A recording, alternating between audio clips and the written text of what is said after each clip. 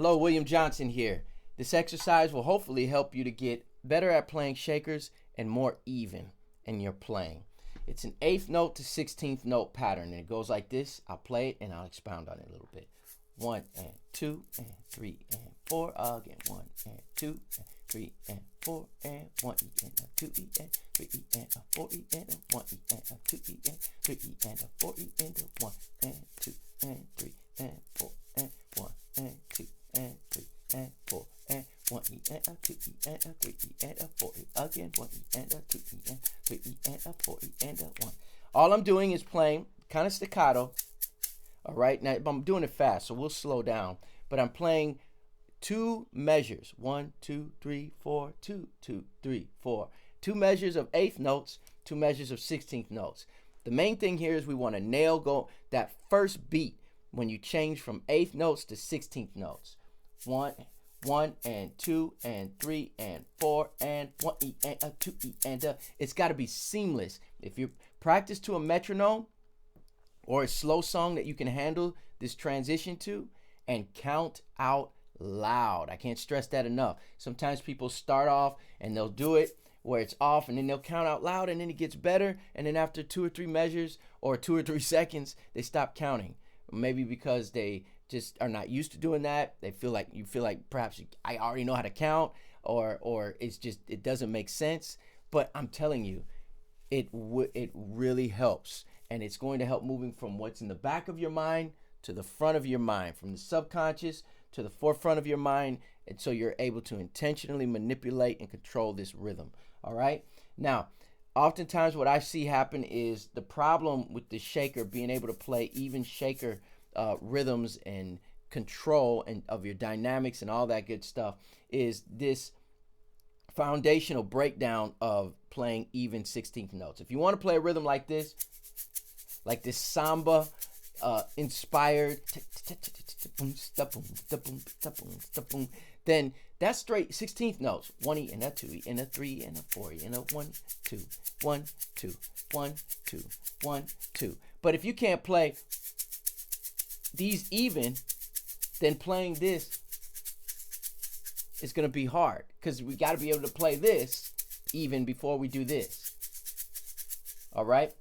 Now, that being said, some people that start off just playing those kind of rhythms all their life may be able to do that and may have a hard time just playing straight. So it really depends on the person, but a lot of times not being able to play certain rhythms that are 16th note based rhythms is because we have a hard time with 16th notes. So if we want to go back and practice them, also playing going from here to here. It's that first beat. We want it seamless. We want it seamless right on that first beat. 1 and 2 and 3 and 4 and 1 E and a 2 E and a 3 E and a 4 E and a 1 and 2 and. All right. Now I'm playing that more staccato. You can also practice it legato. And what I mean is, what I was doing, it's like ch ch ch ch ch, but we can also practice it where it's swishy. Here, as opposed to,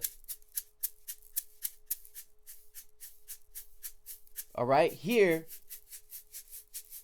1 E and a 2 E and a 3 E and a 4 E, as opposed to not speeding up.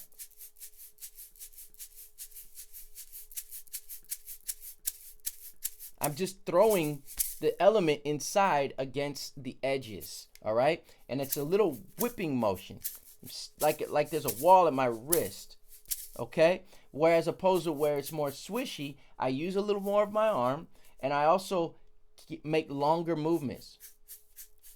And when I get ready to come back, when I stop, I don't stop when I'm playing more legato, more swishy. I don't just stop and come back.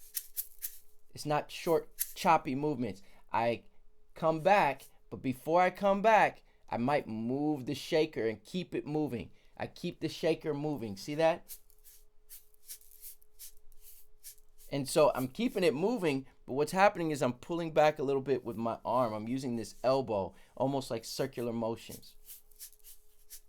It's like my wrist or my hand is on a gimbal.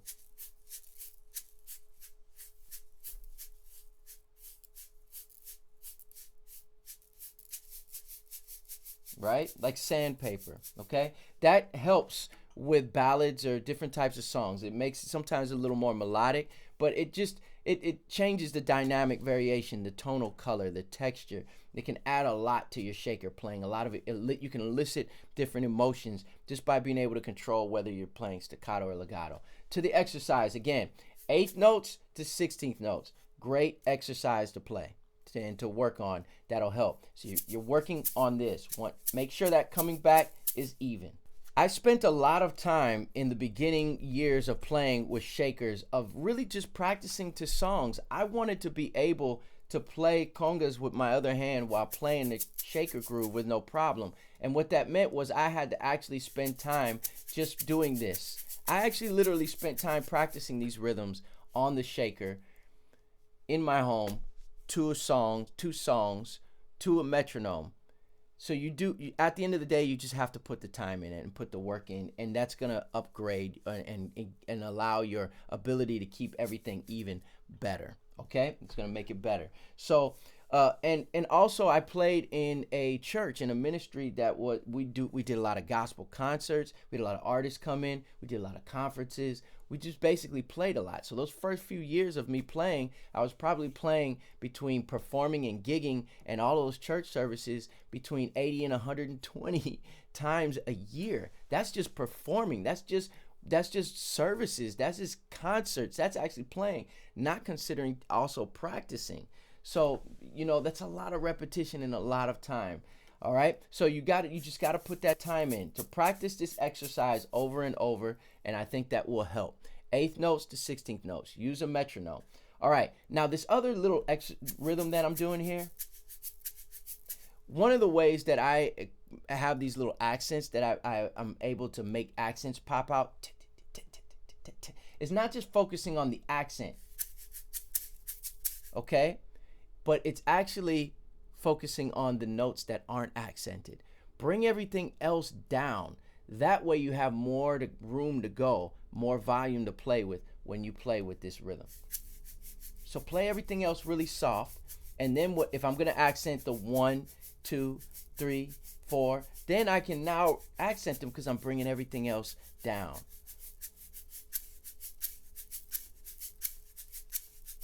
Okay? Especially with soft instruments like these, all right? So now that rhythm, what really gives it sauce is that accent on the 1, but really it's the 1 E and 2 E and 3 and 4, 1, 2, 3, 4, and that is every other going back. You gotta whip it back. So 1 E and 2 E and 3 E and 4 E and That's what's happening there. Now, you bring it back like a whip. Make everything else soft.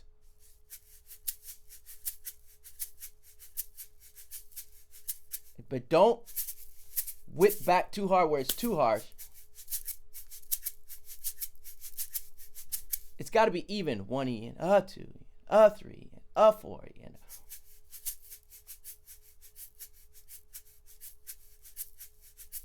if I'm going to play everything else legato, keep that legato. And I'm kind of going up a little bit. Now, here's the other thing that I'm doing. The first note forward, 1, 2, 3, 4. Those notes that are on the numbers, they're long movements. The 1 E and 2 E and 3, those are long movements. 1 E and but and E, those are short. 1 E and short, long, short, short, long, short, short. See that? So 1 E and 2, short, short, long,